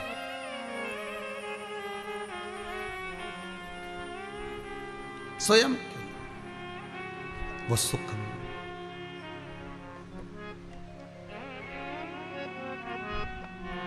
शिव पुराण कह रहे,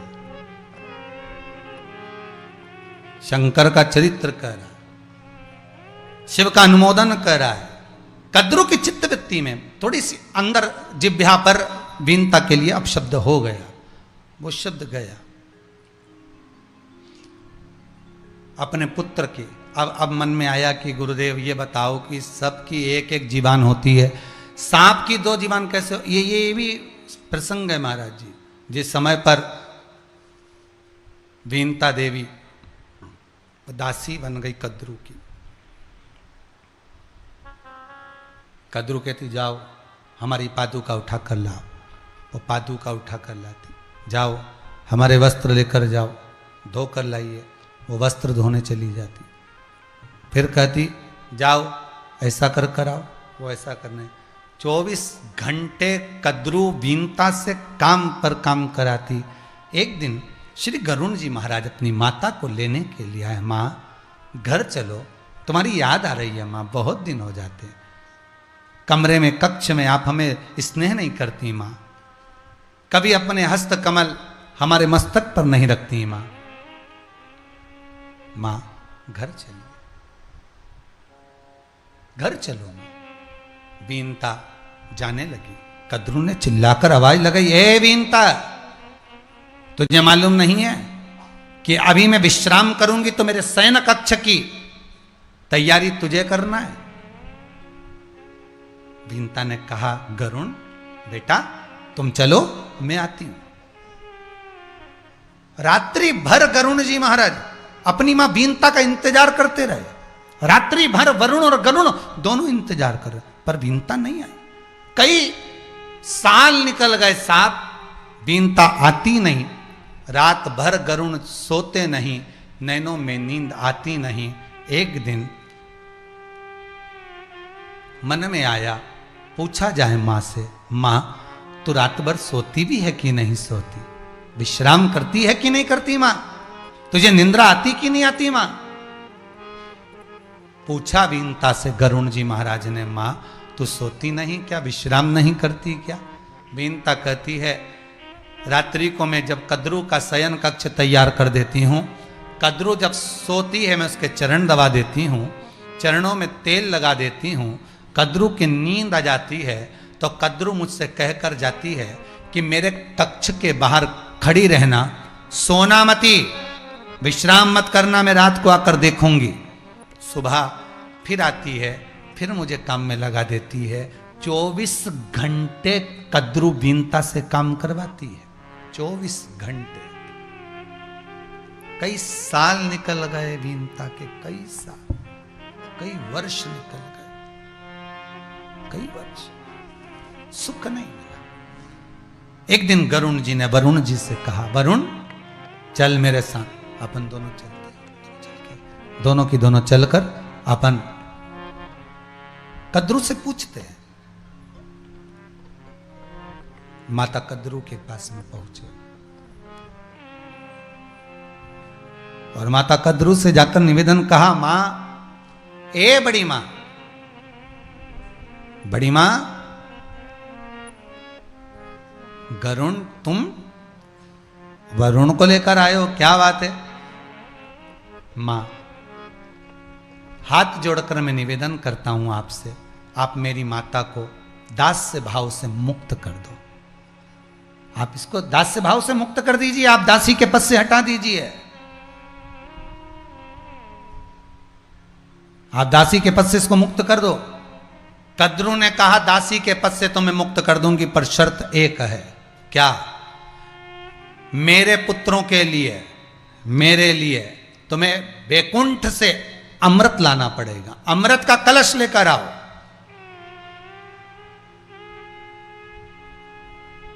जब तुम बैकुंठ से अमृत का कलश लेकर आओगे और वो अमृत का पान हम कर लेंगे, तब तुम्हारी माता को दास्य भाव से मुक्त कर देंगे।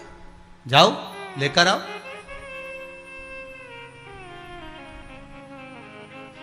गरुण वरुण दोनों गए सीधे भगवान विष्णु के पास में। भगवान शेषनाग की सैया पर शयन करने वाले मेरे भगवान लक्ष्मी मैया चरण दबा रही हैं, चरणों को दबा रही हैं। और आज गरुण जी महाराज प्रभु चरणारविंद में इतने रो दिए। आपको पहले कथा में कहा, अगर रोना है तो भगवान के सामने रोना, कुछ कहना है तो परमात्मा से कहना। जगत के सामने जाकर कहोगे, जगत आपका भाव नहीं जान सकता। कुछ कहने के लिए परमात्मा का होना जरूरी। आज ये खरगोन का अगर रघुवंशी परिवार कथा करवा रहा है तो इसके भीतर का भाव क्या है कि सर्व जगत का हित हो, संपूर्ण विश्व का कल्याण। माता पिता पूर्वज आदि आदि जितने भी पूर्व में रहे हैं, दादा हो दादी हो पूर्वज रहे हो, वो तो तरेंगे ही। अगर आप कथा करवा रहे हो, आप कथा सुन रहे हो, आप कथा का स्मरण कर रहे हो, तो वो तो तरना ही है। पर आपके भीतर का सुख भी तो देखिए।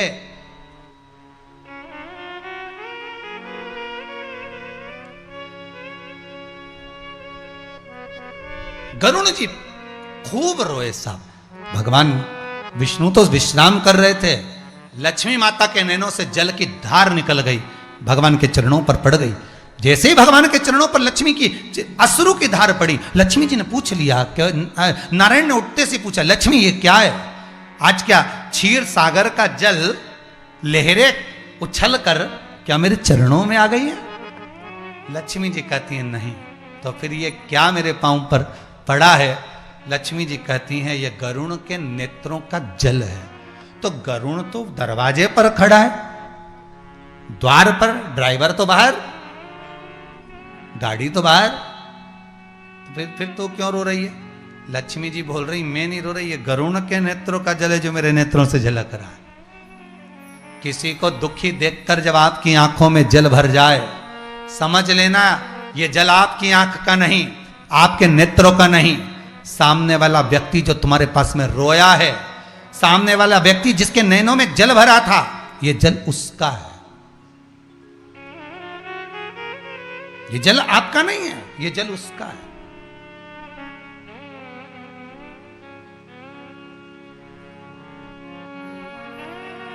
जब सामने वाला व्यक्ति आकर आपके सामने कोई खुशी की बात कर दे, बड़ी प्रसन्नता की बात करे और आपका दिल भी खुश हो जाए, प्रसन्न हो जाए, आनंदित हो जाए, समझ लेना यह खुशी आपकी नहीं है, ये उसकी है, उसने आपको दी है, ये उसने प्रदान करी है।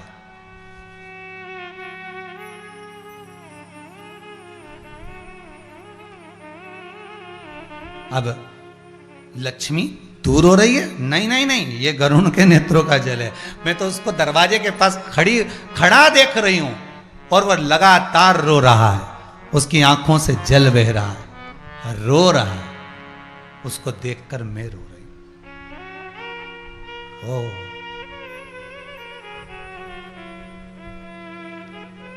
लक्ष्मी क्या चाहता है गरुण? बुलाओ उसको। गरुण जी आए। क्या चाहते हो गरुण? वरुण तुम भी साथ में हो? हाँ प्रभु। क्या चाहते हो? बस प्रभु इतनी सी कृपा कर दीजिए, मेरी माता को दास्य भाव से छुड़ा दीजिए, मेरी माता को दास्य भाव से छुड़ा दो। क्या करा जाए कि तेरी माता दास्य भाव से छूट जाए? एक सेठ के यहां अगर कोई वर्कर कार्य कर रहा है, 40 लोग काम कर रहे हो, 10 लोग काम कर रहे हो, 5 लोग काम कर रहे हो, 25 लोग काम कर रहे हो, सेठ धनपति है तो उसको साथ में मनपति होना भी जरूरी है। मेरे भगवान विष्णु धनपति हैं तो साथ में मनपति भी हैं। गरुण को रोते हुए देखा तो कह दिया क्या कर दूं मैं तेरे लिए, बोल। जिस समय जो आपके यहां 10 साल 15 साल 20 साल 25 साल 50 साल 40 साल काम कर रहा है, सेठ का फर्ज है कि उसके यहां अगर दुख आया है तो सेठ उस दुख का साथी बने और उस दुख में उसको सहयोग प्रदान करे।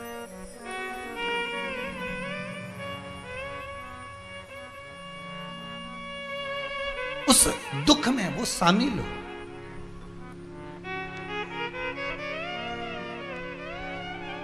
उस दुख का वो आनंद, वो जो पल है उसको मिटाने का प्रयास कर। बोल मैं क्या करूं तेरे लिए, बस मेरी माता को दास्य भाव से छुड़ा दीजिए। क्या करना पड़ेगा? अमृत का कलश चाहिए। भगवान विष्णु बोले गजब की चीज मांगी है। जिस अमृत के कलश के लिए देवता झगड़े, राक्षस झगड़े, असुर झगड़े, गंधर्व नाग सब जिस अमृत कलश के लिए झगड़ा करते रहे, वो अमृत का कलश तुझे चाहिए? हाँ प्रभु, बस कृपा कर दो, वो अमृत का कलश मुझे दे दो। भगवान विष्णु ने लक्ष्मी जी से कहा, लक्ष्मी अमृत का कलश तुम मेरे को देना है एक बार, और वो अमृत का कलश इसलिए देना है क्योंकि ब्रजमंडल में, ब्रज की भूमि पर जब मैं कृष्ण बन कर जाऊंगा, और उस ब्रजमंडल में जब मैं ब्रज की भूमि पर कृष्ण बन कर जाऊंगा, उस समय पर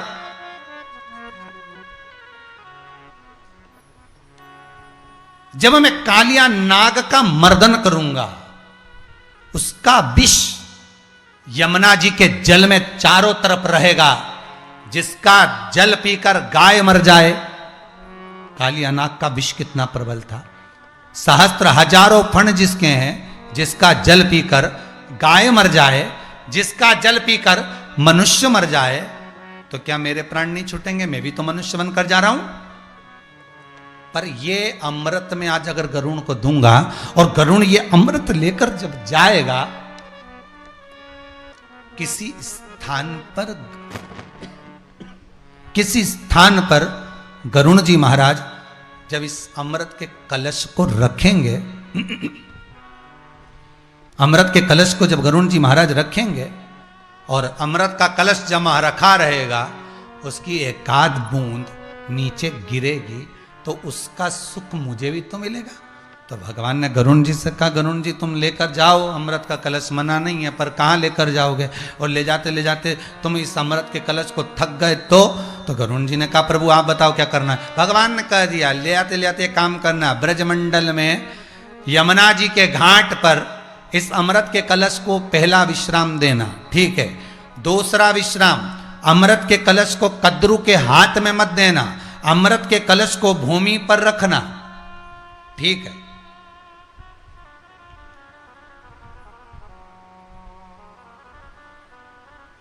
हाथ में नहीं देना, बस भूमि पर रख देना। बाकी के तूने तो एक बार कह दिया ना कि कद्रू से, और कद्रू से कह देना, बड़ी मां ये अमृत का कलश ला दिया, अब ये तुम्हारा हो गया, तुम इसका प्रयोग करो, तुम्हारी मर्जी, ठीक है, ले। अब माता को एक बार दे देना ये, और तेरी माता को दास्य भाव से छुड़ा लेना, बाकी की लीला मैं कर दूंगा। गरुण जी को नहीं मालूम था कि कैसी लीला करेंगे नारायण। अब भगवान ने दोनों लीला बड़ी विचित्र करी है। गरुण जी महाराज अमृत के कलश को जब लेकर गए, ले जाकर यमुना के घाट पर रख दिया, फिर अमृत का कलश ले गए, उस अमृत के कलश को ले जाकर कद्रू से कहा, बड़ी मां ये अमृत लाकर दे दिया है, ये रखा। माता ने उसका स्पर्श भी कर लिया, देख भी लिया, कलश को रख भी दिया। माता ने क्या चतुरता करी कि इस कलश को कोई दूसरा ना ले जाए, तो कुसा से, कुसा का जो आसन होता है, उस कुसा से, उस डाब से, कुसा से उसको ढक दिया, और कुसा से ढका। इतने में इंद्र दौड़ता हुए आए ऐरावत पर, और उन्होंने देखा अमृत का कलश रखा है, और बीनता देवी दास्य भाव से छूट चुकी है, बीनता लेकर गरुण जी चल दिए हैं, उसी समय पर इंद्र ने आकर उस अमृत के कलश को उठाकर ले जाने लगे। इतने में जैसे ही अमृत का कलश जाने लगा, जाते ही उसी समय पर कद्रू को क्रोध आया और कद्रू छीनने लगी। छीनते हुए अमृत भूमि पर गिरा, एक बूंद झलक गई। देखा इंद्र ने कि बूंद झलकी है, तुरंत इंद्र ने ऐरावत से कहा जल वृष्टि कर दे, और जो जल वृष्टि करी, जल वृष्टि करते ही जितना कुसा पर, जितना डाब पर वो अमृत का भाग गिरा था, सब भूमि ने ग्रहण कर लिया। भूमि ने अमृत इंद्र ले गए, देवलोक में वापिस रख दिया। कद्रू आई, कद्रू ने अपने पुत्रों को आते हुए देखा, 1000 सांप सब आ गए। पुत्रों ने कहा मां अमृत कहां है? माता ने कहा यहीं रखा था, वो इंद्र चुरा कर ले गया, पर थोड़ा सा गिर गया है, तुम लोग चाट लो। और सांप ने अपनी एक जिह्वा से जैसे ही कुस्सा को चाटना चालू करा, उस कुस्सा के तेज बार से सांपों की जीवान बीच में से कटती चली गई।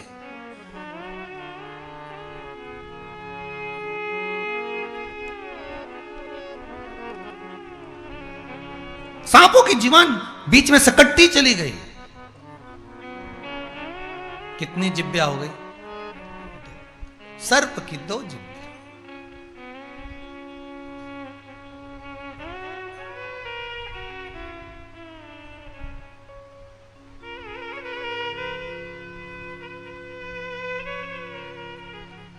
उज्जैन के महाकाल बाबा के मंदिर के ऊपर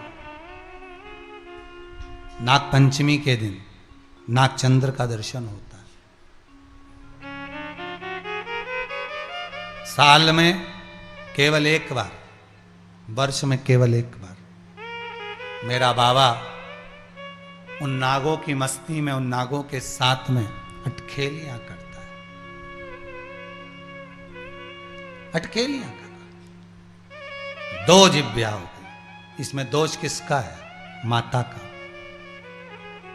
जो शब्दों का संबोधन कहा गया है, जो शब्द बोले गए हैं, कहे गए हैं, वो वापिस एक जिह्वा से नहीं 2 जिह्वा से आ रहे हैं। आप किसी को कुछ देते हो, वो अधिक बढ़कर ही मिलता है। आपने अगर किसी को कुछ दिया है तो बढ़कर मिलेगा।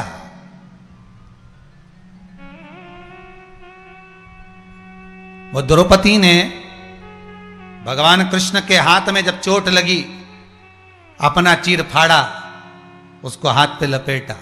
भगवान उस चीर को लेकर गए, रुक्मणी को दिया। रुक्मणी ने पूछा इसका क्या करूं, इसमें रक्त लग रहा है। भगवान बोल रहे हैं इसका एक एक धागा निकाल के गिन। रुक्मणी बोली फालतू में ही मिली, जो चीर का धागा निकाल के गिनोगी? रुक्मणी ने सत्यभामा से कहा तुम गिनो, सत्यभामा ने जामवंती से कहा तुम गिनो, कालिंदी से कहा तुम गिनो। कोई गिनने को तैयार नहीं, सारी की सारी एक साथ बैठ गई। भगवान ने कहा गिन लिया क्या? नहीं। भगवान के सब मिलकर गिनो, सारी एक साथ बैठी और एक एक धागा गिनने पड़ी। 9999 धागे थे। भगवान से रुक्मणी जी ने कहा क्या करोगे इसको गिनवा के? फालतू का माथा बच्ची करो, तो बताओ इतना धागा गिनवा दिया तुमने, अब करोगे क्या? भगवान बोले उस द्रौपदी ने दिया है,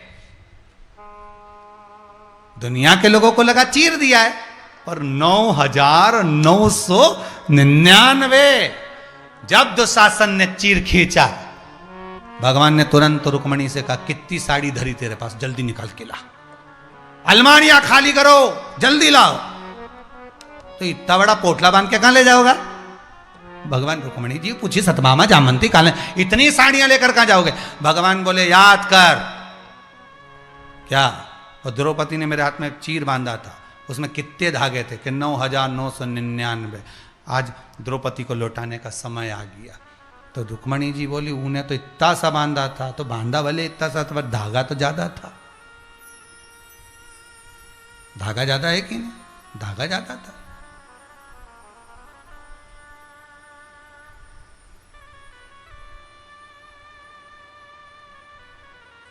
पहले पंडित जी जब मंत्र बोलते हैं ना, पूजन कराते हैं, तो पंडित जी बोलते हैं वस्त्रम समर्पयामि। तो माताएं क्या करती थी, जो हाथ में कलेवा बांधते हैं ना, नाड़ा, मौली, उसको काट के रखती थी थाली के अंदर। अच्छा मोटा मोटा धागा रंगीन, उसको काट के रखती थी। जैसे ही पंडित जी ने कहा वस्त्रम समर्पयामि, इसने उठाया, वस्त्र चढ़ा दिया। भगवान भी गिनते थे, इतना मोटा कलेवा होता था उंगली के बराबर का, उसमें तो भगवान गिनते थे कितने धागे, इतने धागे इसने मुझे दिए हैं, इतनी साड़ी इसको वापस लौटाना। तो ये जब मायका जाती तो साड़ी मिल जाती, मौसी सास के यहाँ जाए तो साड़ी मिल जाए, मामा जी के यहाँ जाए तो साड़ी मिल जाए, रिसेप्शन में जाए तो साड़ी मिल जाए, वहां जाए तो ये मिल जाए, इसको खूब साड़ी मिलती थी। जब से इसने वो गिट्टी लिया ही धागा की, पीली और लाल वाली।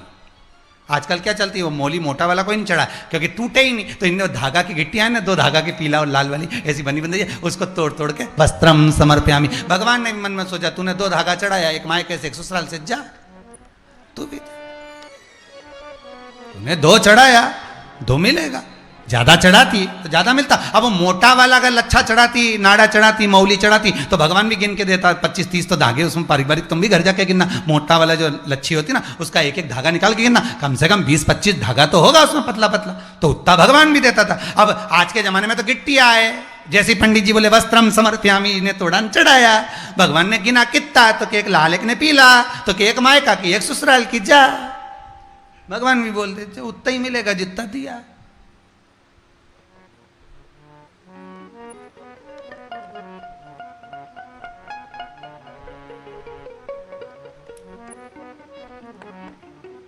अब सीधी बात है साहब, टिकट करवाया स्लीपर का, बैठ गए एसी में, और से टीसी से कह रहा है फालतू की बात करना मत, तुम हमें पहचानते नहीं। तो टीसी बोला पहचानने से क्या मतलब है, टिकट तो तुम्हारे पास में स्लीपर का, बैठे एसी में हो। तो क्या हुआ, ट्रेन तो है, नहीं ट्रेन तो है पर बोगी अलग अलग है, तो क्या हुआ, यहां का आदमी के वहां बैठ देना।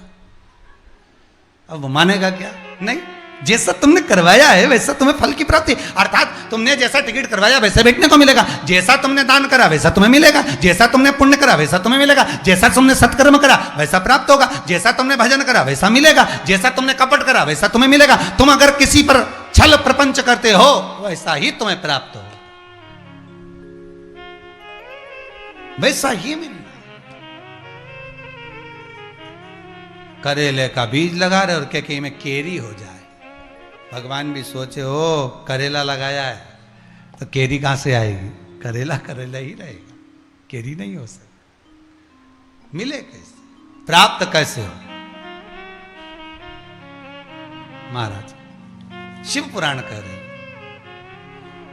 सर्प की दो जिब्या हो गई, सर्प की दो जिब्या। अब कद्रू को तो क्रोध बहुत आया, इतना क्रोध कि देवताओं ने हमारे साथ छल कर दिया। ये अमृत का कलश जो दिया था कद्रू को, ले जाकर रखा था जहां एक स्थान यमुना जी के घाट पर, जब भगवान कालिया नाग का मर्दन करने के लिए कूदेंगे यमुना के जल में, तब भगवान को अमरतत्व कौन प्रदान करेगा। तो भगवान, आप कभी श्रीमद् भागवत कथा अगर सुने होंगे तो आपने उसमें पढ़ा होगा, सुना होगा कि यमुना जी के तट पर जितने भी हरे भरे वृक्ष होते थे, कालिया नाग के विष के कारण यमुना जब दूषित होती थी तो उसके तपन से आसपास के वृक्ष सूख जाते थे। यमुना जी के घाट पर जितने वृक्ष लगते थे सारे सूख जाते थे।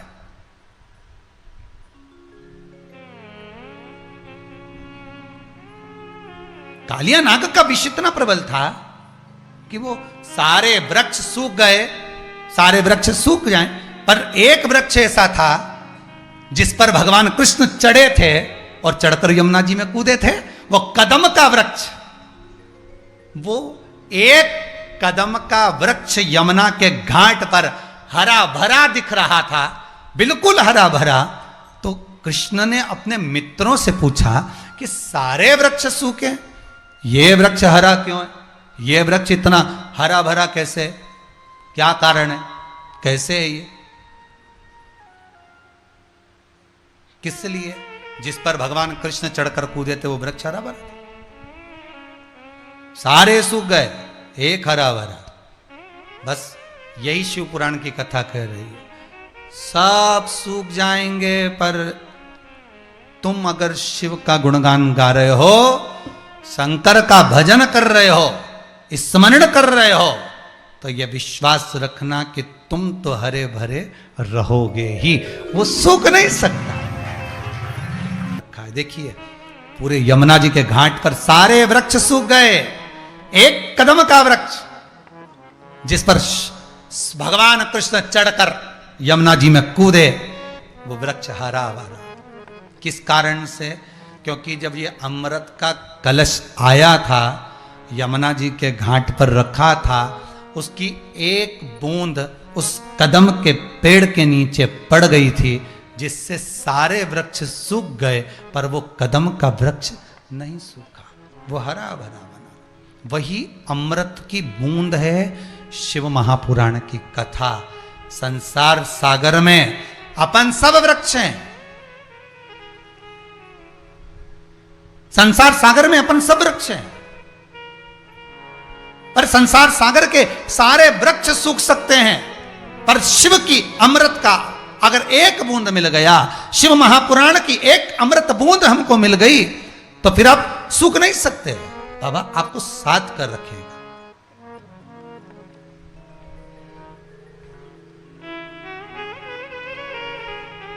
कितना सुंदर कहा है, दुनिया के लोग जलन बरकरार रखें, मेरा भोलेनाथ जलवा बरकरार रखता है।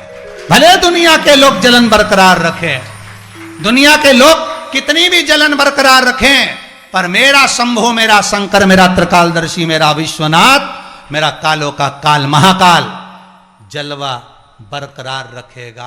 अगर आप शिव का अनुमोदन कर रहे हो, शंकर की भक्ति में डूबे हो, तो अकाल मृत्यु वो मरे जो काम करे चंडाल का, काल उसका क्या बिगाड़े जो भक्त हो महाकाल का। शंकर का अनुमोदन लगा, शिव का स्मरण करो, क्या जाए।